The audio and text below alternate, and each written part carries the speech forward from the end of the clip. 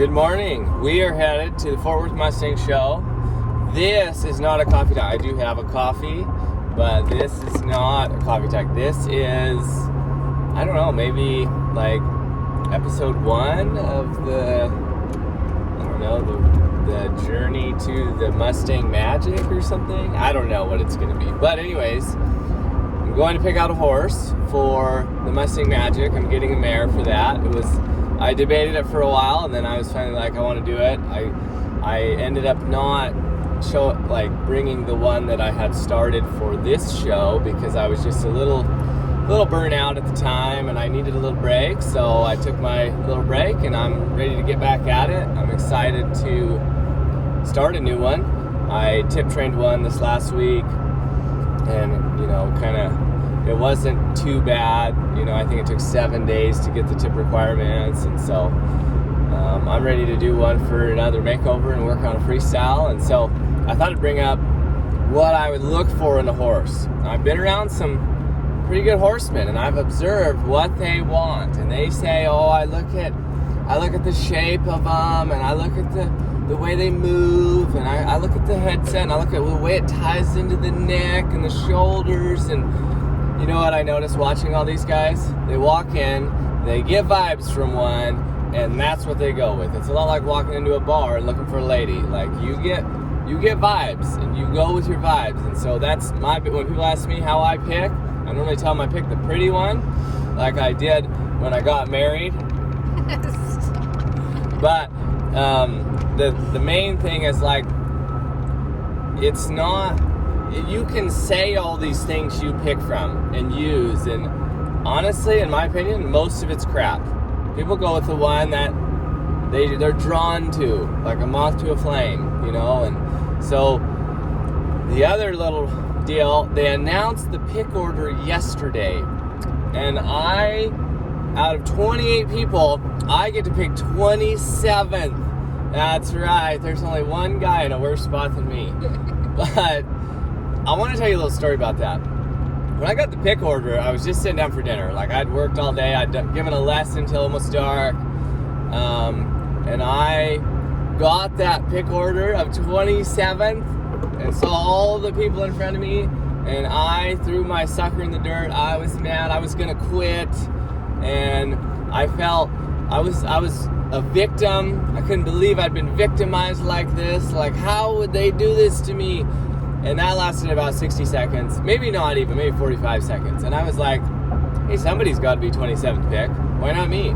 It's a random draw order, and like, my brain was trying to tell me, this isn't random. They wronged you. And it's like, no, get over yourself. They didn't wrong you. It was random drawn. And even if it wasn't, let's say someone got in there and messed with the numbers and moved me down or whatever.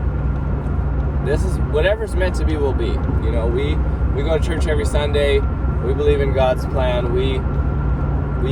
I feel like I'm going to get the horse I'm meant to get. So now I'm kind of excited, because today I get to work on not bitching every time someone says, "Oh my God, are you 27th?" Or they say, "Oh, I'm 12th. I can't believe I'm 12th." I'm going to work on me not being a poor sport and acting like, "Oh, poor me, I'm way down the list." Oh well, like, now I'm excited, because let's see how 27th pick does going into the competition. Let's see how it all plays out in the next 4 months. It's a longer game than just this. And last year, the first pick didn't make the finals. The second pick didn't even make it to the show. I'm not going to mention who had second pick or anything, but didn't make it to the show. So it's like, what I've learned about Mustangs is the ones that look quiet in the pens sometimes aren't as good. And the ones that look crazy, you get them petted once and they're a whole new horse. And so, like I said, I go off of vibes, and I'm trying to look at their, I'm not going to take one that's knock-kneed and pigeon-toed necessarily, but, most of them look decent. And then I'm going to say, man, this one keeps drawing me in, whether it's a bay, sorrel, whatever. I've heard there's some good horses there. So that's, we're driving out. We'll be there in another hour. But I just wanted to start this video here, and we're going to keep going. I'm going to show you guys a few horses, and then we'll get my pick, and then we will So so that'll all be on this video. So keep watching, and we'll be in Fort Worth in about an hour. Looking forward to it. Lots of good stuff here today.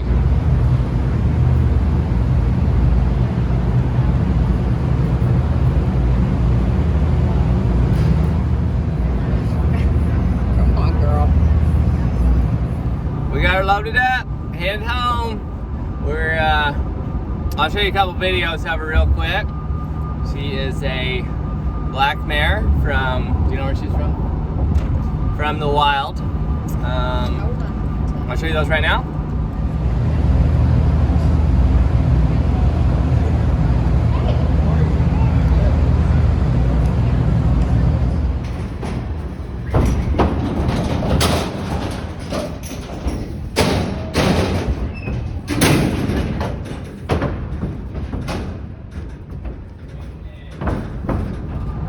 There she is, all loaded up. She is from Diamond Hills, North Nevada. We're just driving home right now. It's a couple hours, so I just kind of pull over here to the rumble strip, make a little noise. There we go, just desensitizing her a little bit. No, I'm kidding, don't do that. That's not a good idea. Anyways, that was very difficult.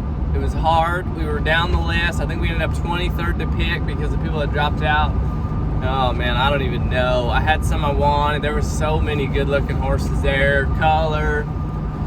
And I had some that I really wanted that got picked at just a couple before me, and then it made it extra hard. And then I picked one that was already picked. And so we had some, you know, we still had some on the list that we liked, but couldn't really remember what they were because they were down the list a little ways. And I ended up with her, and then right afterwards we were like, well, let's just go with this other one. And so we went back and asked them if we could switch it, and they said no. So I guess it's meant to be. What's meant to be will be. So she's a little bit on the heavier side, which I like in terms of sometimes they'll lose a little weight when you get them while they're learning how to eat grain and stuff. So this one, if she did, she's got some to lose. It's hard to pick up a thin mare or gelding for these deals because they're so hard to put weight on, and then you're exercising them a lot, getting them ready. So just real quick, I just want to tell you guys my plan for this one. At least starting out, I'm going to keep track of every hour I work with her because I think it's the hours, not the days, that matter the most. So we're going to keep track of the hours and just keep you guys posted. And what I want to do is say, okay, at this many hours I got the halter on. At this many hours I got her tied up the first time. At this many hours I got her feet picked up. And so, you know, we'll just be keeping track, because for some people, you know, they reach 10 hours in the first day and a half, and other people reach 10 hours 10 days in, and you know, they're comparing 10 days to 2 days when really it's 10 hours to 10 hours kind of a deal. And so I had a video the other day, I meant to say that concentrated effort does more also than spread out. So getting 10 hours or 15 hours, let's call it 15 hours in 3 days versus putting in 15 hours in a month. So it's, you're doing 5 hours a day or you're doing a half an hour a day. Both times you'll get to 15 hours. I think you get a little more done when you do it all in that short amount of time, I think. And it's not a lot better, but maybe what took you 15 hours in 3 days will take you 20 hours when you spread it out over 45 days. So that's something I think about, trying to get that initial stuff taught. So we're going to take her home and unload her, and hopefully the next video will be showing a little bit more about her and how far we've gotten in the first few hours. So all right, we'll see you guys next time.